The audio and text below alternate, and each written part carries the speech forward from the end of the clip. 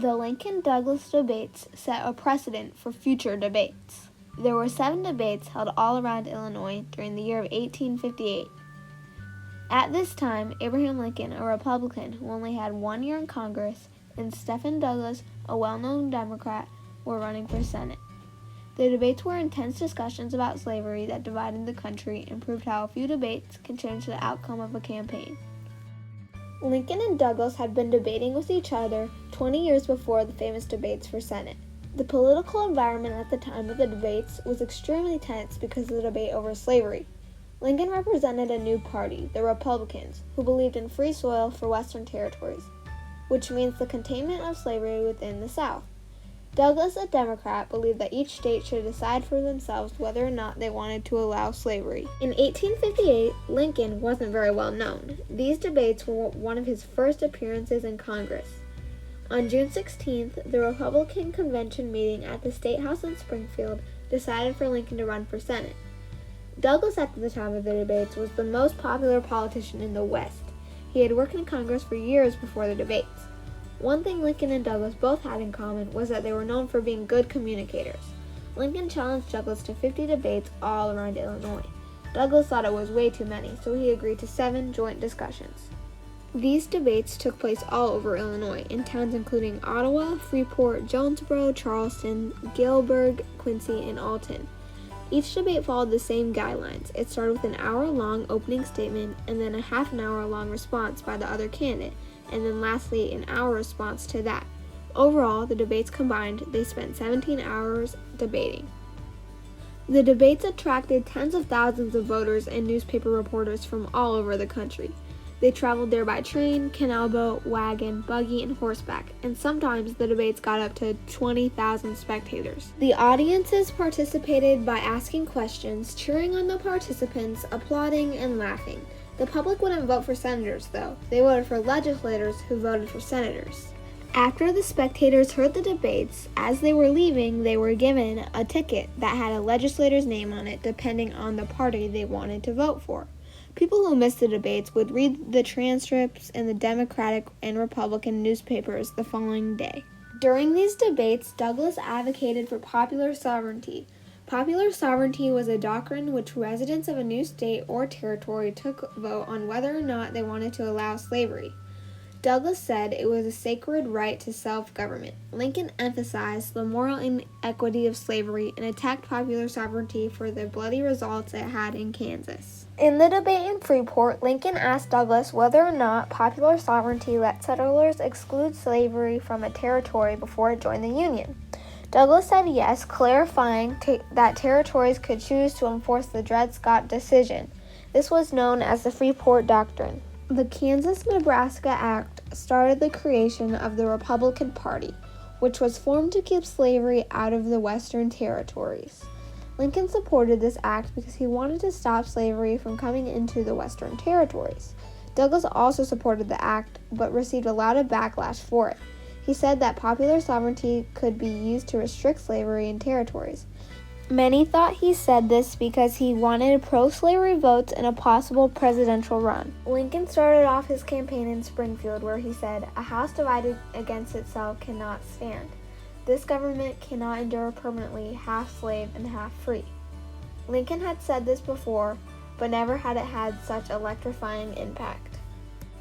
After Lincoln said this, Douglas replied, "Leave each state perfectly free to do as it pleased on the subject." Douglas and Lincoln had opposing views.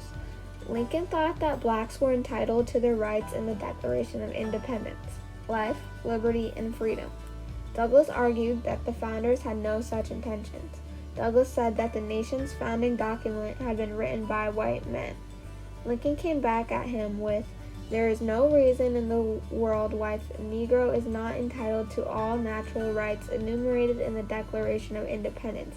Yet, Lincoln was a complicated man. He did believe that one race should be superior to the other. Lincoln's house divided quote is one of the most famous quotes in history. During the debates, Douglas repeatedly tried to make Lincoln look like a dangerous radical who advocated racial equality of the Union.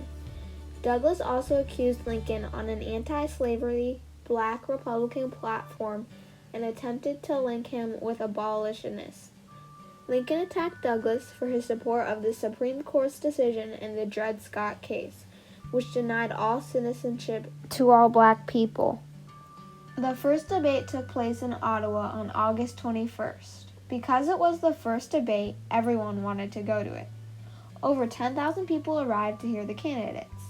At this debate, Lincoln admitted the fire flew some. Douglas had been accusing Lincoln of many sins, especially for being too radical on the slavery question.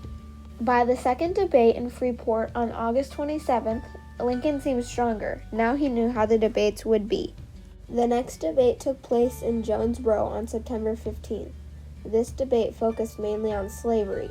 Lincoln thought slavery was immoral and should be eventually abolished. The debate in Charleston took place on September 18th. In this debate, Lincoln said he was not ready to commit to full political or social equality. A challenge for Lincoln in this debate was to explain what would happen after slavery was gone. Douglas knew that most whites feared this and pressed Lincoln repeatedly. On October 7th, at the debate of Galesburg, 15,000 people came. In this debate, Lincoln emphasized the Declaration of Independence was meant to apply to all men. In the next debate in Quincy, on October 13th, Lincoln seemed very tired. He even considered quitting. The last debate was on October 15th in Alton. Only 5,000 people came. In this debate, Douglas attacked Lincoln's House Divided speech and championed popular sovereignty. Many think that Lincoln won the debates, but Douglas actually won the spot in the Senate. The Republicans won more votes than the Democrats in the election across Illinois, but because of districting issues and holdover seats, Lincoln lost in his bid to replace Douglas. Even though Douglas won the debates, his beliefs alienated some Democrats. He lost his spot as an influential party leader. By the crowd's response, Lincoln won 2 debates, Douglas won 2 debates, and the other 3 were a tie. After the election, Lincoln edited the transcripts and published them into a book. This book was used as an important campaign document in the presidential election. The debates impacted both Lincoln and Douglas's political careers. Lincoln and Douglas faced each other in the 1860 presidential election. These debates made Lincoln's career shoot into the spotlight and become a stronger debater, which helped him win the presidential election. Most likely, Lincoln would have not been nominated or elected president in 1860 if he had not gained national attention from the debates for Senate 2 years earlier. The Lincoln-Douglas debates changed the way candidates run for Senate. There used to not be any campaigning or debating before then. Many candidates used the transcripts to learn debating tactics.